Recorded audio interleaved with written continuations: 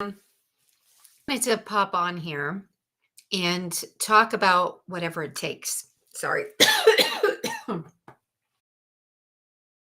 My gosh. Um, maybe I should have had a drink of water before I popped on here. So I just finished a little bit ago. I just finished a mastermind, and perhaps I was talking a little bit too much. That's a surprise, right? Even as an introvert, I've learned to talk more. But anyways, I think I'm okay now. Sorry about that. All right. So I just wanted to pop on here and give you a little encouragement. I speak with people every week. A lot of people are struggling. And that, of course, pulls at my heartstrings because a lot of these people that are struggling, they have the best intentions. They are leading with value. They are putting clients, whoever, for whatever reason, things aren't working out or something's missing. But there's a lot going on in our world as well.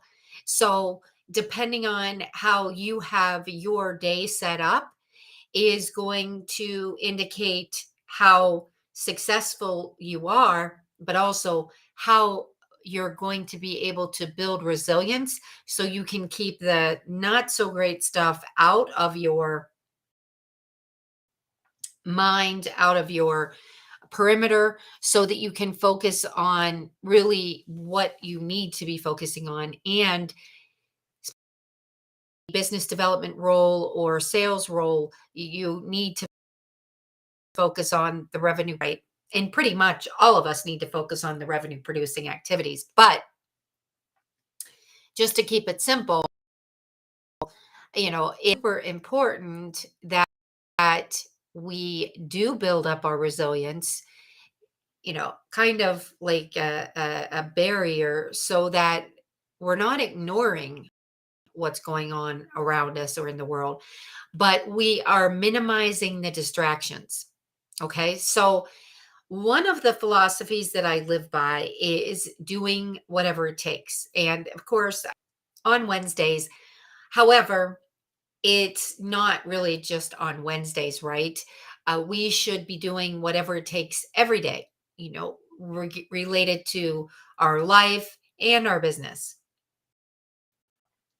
However, I like to kind of ease everyone into it, especially if they're a bit resistant to do whatever it takes. I like to ease them into it. So that's why I focus on whatever it takes Wednesdays first. But, anyways, there are three reasons that I found this philosophy is a great one to adopt because it really helps to propel yourself forward. It really does. And let's face it, you know, even if we have a coach and we have the accountability, it's still going to be up to each one of us to get out of bed in the morning, things consistently so you get the results that you're seeking. So you actually create those outcomes that you're seeking to enjoy and to share with your family and with your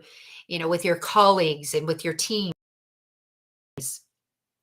The first reason why I think it's important to adopt the whatever it takes philosophy is this really is all encompassing in allowing you to set new standards, to raise the bar.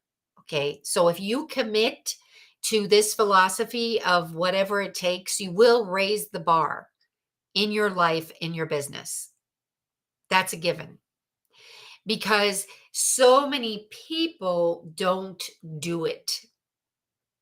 And if you do it, not only will you feel very fulfilled and gratifying, you will become an example for others.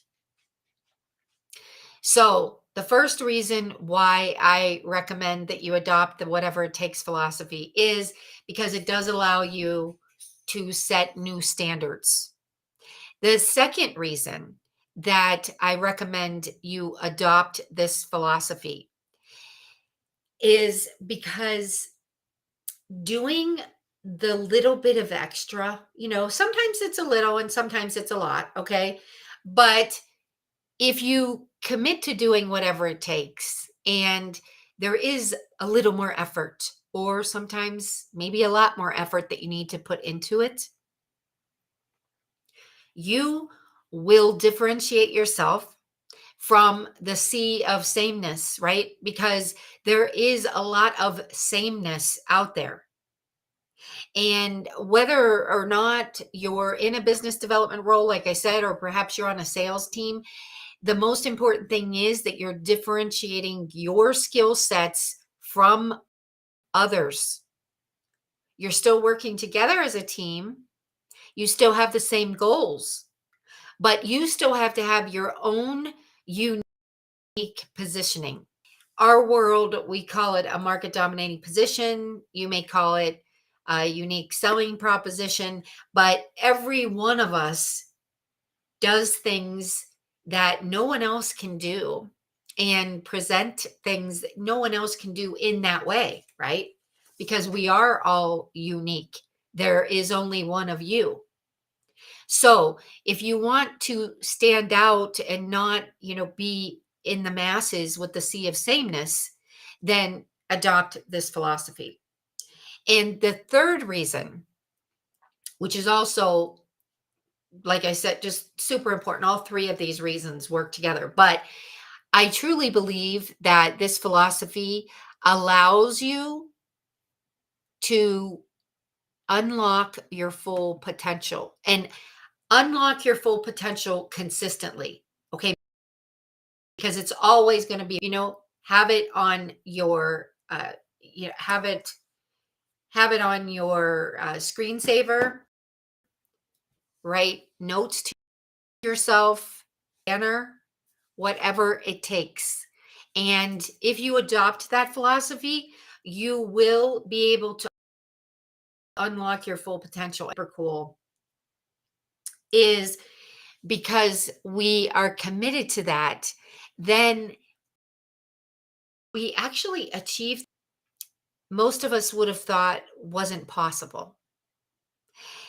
And that is very fulfilling and effect to that, of course.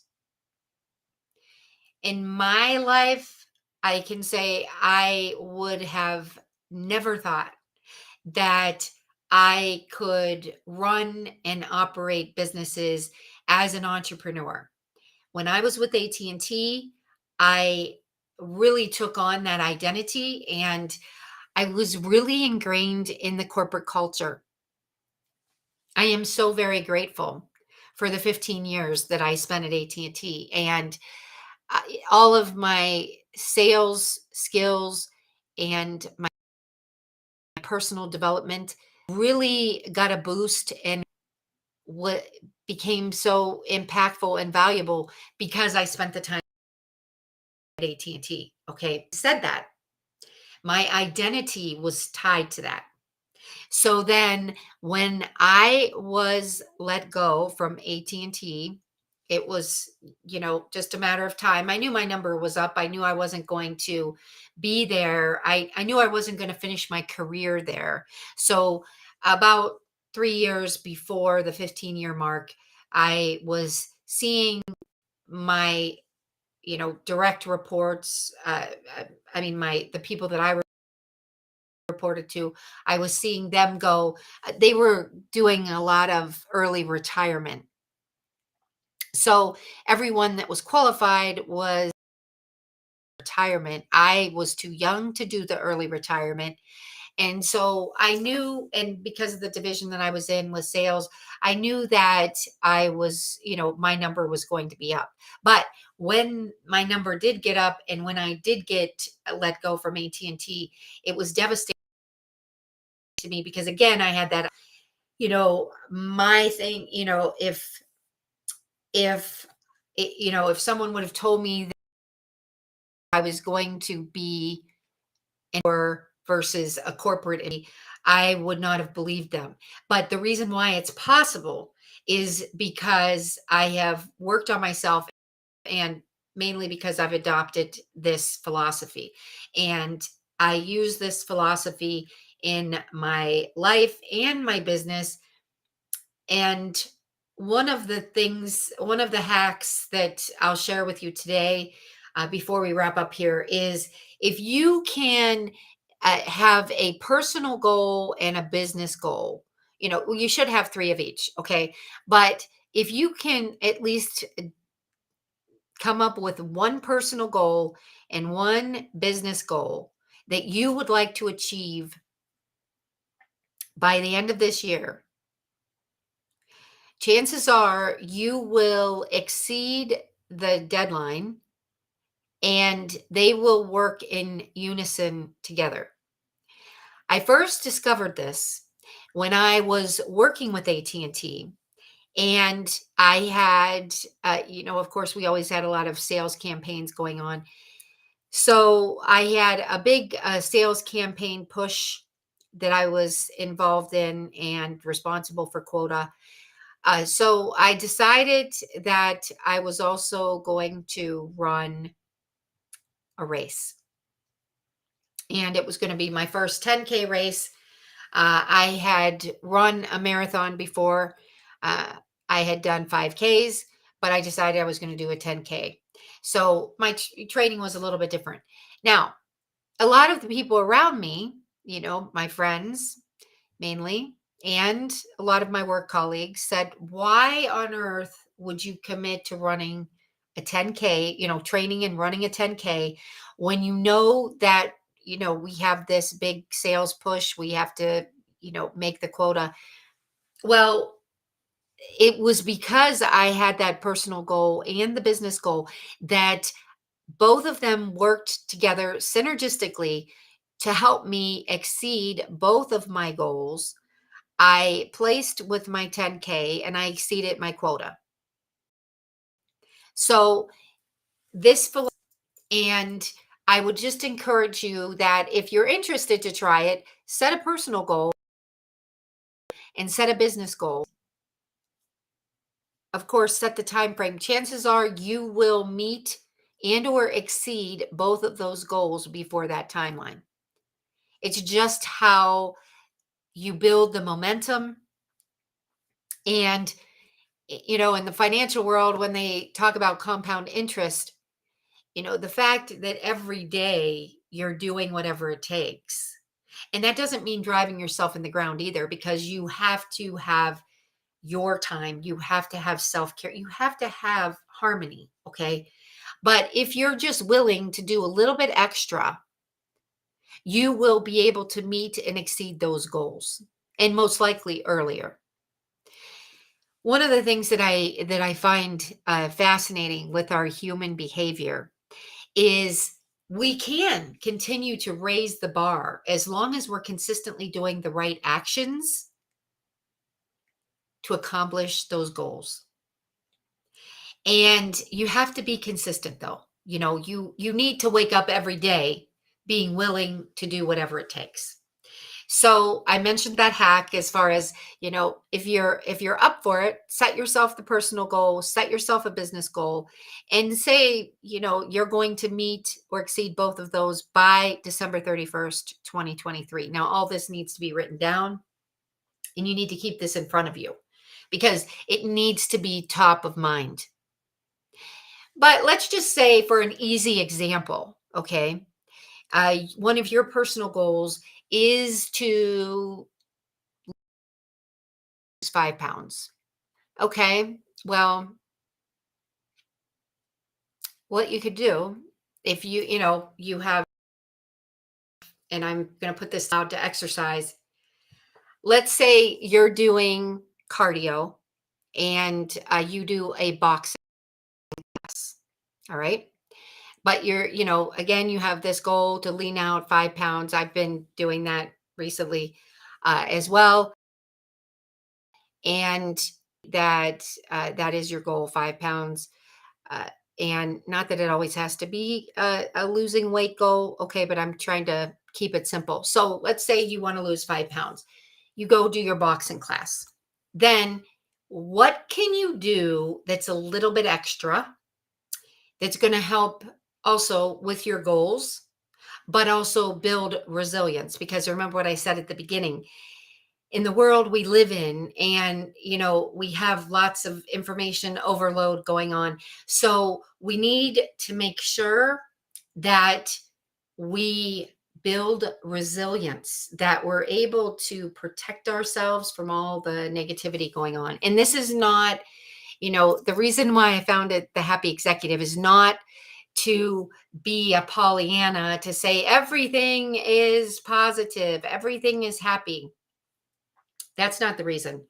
Now, we can find happy in everyday lives and everyday living.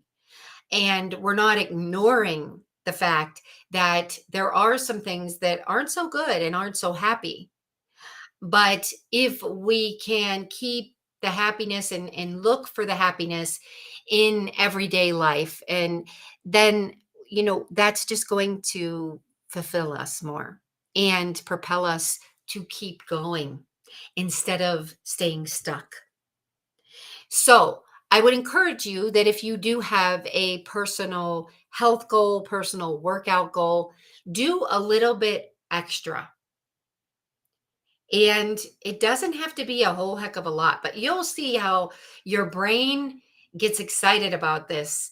And before you know it, you'll be stacking on other things, other activities that will with your goals. Like, for instance, if you go and you do a shoulder workout, then perhaps extra could be battle ropes. Okay. So let's say you do 5 rounds of shoulders, varying exercises. I usually mix it up. And then my finisher could be 3 rounds of battle ropes. Or if you're just getting into this, battle ropes. The objective is for you to do a little bit extra. I call them finishers. So would go and do a boxing class. Then I would often ask the instructor, what can I do as a finisher? So that might involve climbers, or that might involve, different degrees of punching on a bag, something a little bit extra. Okay. So if you're up for that, try that, because it's amazing how it makes you feel good and you can pat yourself on your back.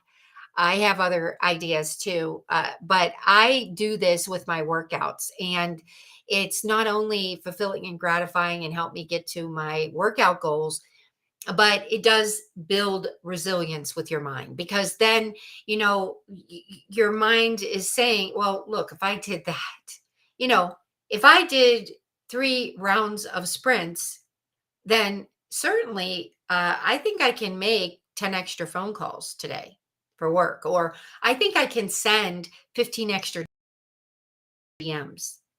It is very, very synergistic between our workout goals and our business goals. So I'd love to hear and what you have to say. Perhaps you have personal experience, perhaps you already do this in your life. I would love to have you share any tips in the comments below. And if you don't already do this, I would encourage you to adopt the whatever it takes mentality, not just on Wednesdays, but every day. And most importantly, let me know what your goals are. What's your business goal that you would like to hit by the end of the year? And you may have more than one, but for the people that may be hesitant to commit or overcommit, I'm just asking you to choose one personal and one business. Okay. So I hope this was helpful. Try my hacks out, and I want to hear what you think when you do some of the finishers. I am a runner. I've loved running my whole life. So, doing some extra runs or some sprints has always been one of the things that I do finishers, because not only is it invigorating, but it helps to build resilience. So when you have a day or some challenging times, because we all know that every day is not about unicorns and rainbows, right? So when we have days like that we've put in, that's going to help get us over that hump. Okay. So let me know how you're doing. It was a pleasure being here with. I look forward to seeing everyone soon. Goodbye, everyone.